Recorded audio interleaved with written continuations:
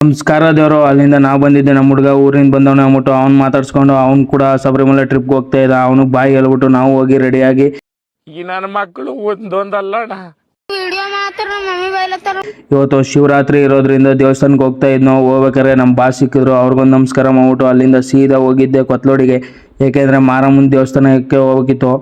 But full rush ಇತ್ತು. ಆದರೂ ಕೂಡ ದೇವಿ ದರ್ಶನ ಮಾಡ್ಕೊಂಡು ಅಲ್ಲಿಂದ ಸೀದಾ ನಾವು ಹೊರಗಡೆ ಬರೋ ಅಷ್ಟರಲ್ಲಿ ನಮ್ಮ ಹುಡುಗರೆಲ್ಲ ಮಜ್ಜಿಗೆ ಪಾನಕ ಕುಡಿಯಾಕೊಂಡಾಗಿದ್ದಾರೆ. ಅವ್ರು ಮಾತಾಡ್ಸ್ಕೊಂಡು ಅವರು ಮಜ್ಜಿಗೆ ಪಾನಕ ಟೇಸ್ಟ್ ಹೇಳ್ತಾರೆ ನೋಡಿ ನಮ್ಮ ಹುಡುಗ.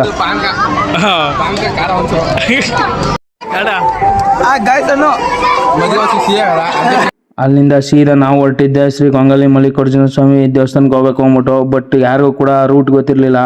ಹಾಗೆ ಮ್ಯಾಪ್ ಹಾಕಿದ್ರೆ ನೋಡಿ ಯಾವುದೋ ಕಾಡ್ ದಾರಿಲಿ ಕರ್ಕೊ ಹೋಯ್ತಾ ಇದೆ ಮ್ಯಾಪು. ಅಂತೂ ಇಂತೂ ಬಂದು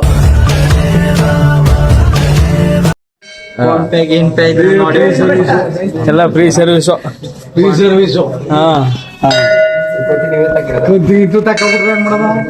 ಯಾವ ಕಂದ ಇಲ್ಲಿ ಯಾವ ಕಂದ್ ಕೊಟ್ರು ಅಲ್ಲಿ ನಾವು ಕಂತ ಕಟ್ಟೋದಾಗ ಎಲ್ಲ ಫ್ರೀ ಮಾಡ್ಬಿಟ್ರ ಎಲ್ಲ ಜೀಪೆ. ಹಾಗೆ ದೇವಸ್ಥಾನಕ್ಕೆ ಬಂದು ದರ್ಶನ ಮಾಡ್ಕೊಂಡು ಅಲ್ಲಿಂದ ಸೀದಾ ಹೊರಗಡೆ ಬಂದು ನಾವು ನಮ್ಮ ಗಾಡಿ ಕೂಡ ಪೂಜೆ ಮಾಡಿಸ್ಕೊಂಡು ಅಲ್ಲಿಂದ ಸೀದಾ ಹೊರಟಿದ್ದೆ. ನಮ್ಮ ಪಯಣ ಉಗ್ನೇದು ಈ ಕಡೆಗೆ ಆಗ್ಬಿಟ್ಟು ಲೋಯಾಲ್ ಬಾಯ್ ಅಷ್ಟೇ.